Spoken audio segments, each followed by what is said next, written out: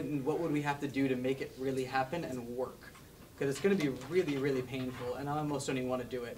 But we need to. It needs to happen. It's just going to be an unbearable amount of work. So that started a series of dialogues all over the country, which was really weird. And we didn't expect that to happen at all. We didn't sign it either, and so it's fun now when people reference it. I'm like, oh, I actually wrote that. And it feels good, but out of that came a national organizing email list where people are like actually debating out these issues. Like, well, who's going to be in leadership? How are we going to run leadership? Who's going to facilitate? All of these questions are like really, really contested and discussed now. Like, I wish they'd been the first time we tried this. But it took like a moment of failure to get to that point. And that's why, I mean, if we looked at failure and been like, that's the end, we give up, let's move on, then I think a lot of us would have left the left a long time ago.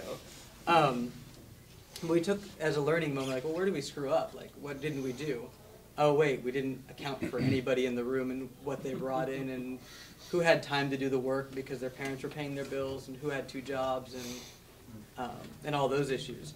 So I'm going to go into some of the contributions that I feel like APOC has made to the left, and one of them is recreating the dialogues and social relationships around anarchism in terms of race, gender, and sexuality.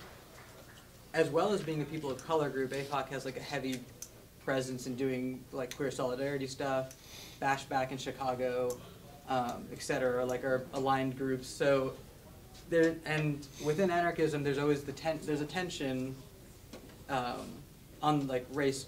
I always feel like race, and then all the other questions as well about how people relate, because in context when we're talking about things like social organization, social relationships, it's very easy for me to be offended because Chris doesn't have it all right yet, perfectly, 100%.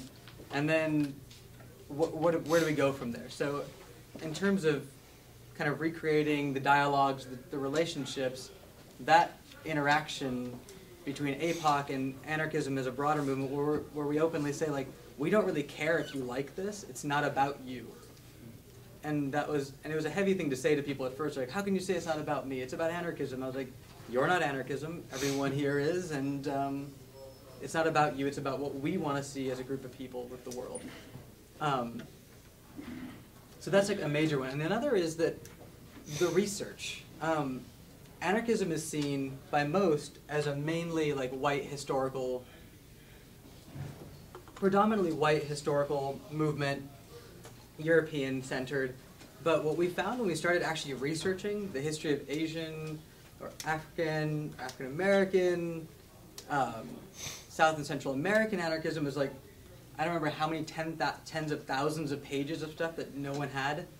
And so we like started putting out there, and it was just like, that means that we have to re-look at anarchism completely, because there's all this stuff that we've never even, that, when you got Daniel Guerin's book, like, it's not in there because I don't even know if he knows it exists. Like, we didn't know it existed, and we're the ones who really cared about it.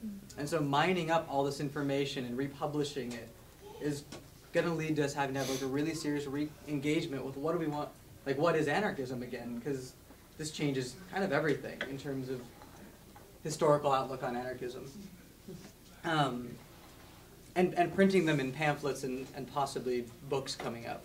And the third is providing an anti-authoritarian option for folks of color. Often, people of color groups are Maoists. The Anarchist Collective in your hometown is a bunch of, okay, thank you. The Anarchist Collective in your hometown is white kids, and so you feel like, which way do I go with this? You kind of thread the line on both. Because the Anarchist Collective doesn't quite get how to relate to you properly in terms of race, and it minimizes it, or gender, or whatever, and then the people of color group, you're like, I'm not really down with Lenin, he's not my guy, like, so you kind of, and so it's like, we provided that alternative, like now there is a place, and a politic, and a way of being, and a way of interacting that both incorporates, as it seems like it would be really easy to, like, this should have already existed. It's like, you can be a person of color in a group with, like, actual anti-authoritarian politics. Yeah. Like, it doesn't seem like that hard to do, but it took a while. And so I think that one's important, too, because because of like the loose nature of it, like I don't meet people until, like I meet them at a conference, like, oh, I'm in APOC, and I'm like, I don't even know what it means to say you're in APOC, but that's cool, and that's great. Like I'm really excited that you've taken on this politics, that you're into this. So I'm going to give 3 quick critiques. One is what I mentioned before, a serious look, like, is race enough to build an organization on? Like, we're not looking at any of the other issues that, like, divide the people in that room when we're having a meeting. We are in terms of building the social relationship, but it's like, you know, is race enough to build a group off? Is people of color as an identity group, like, inherently political enough to where we should be organizing together?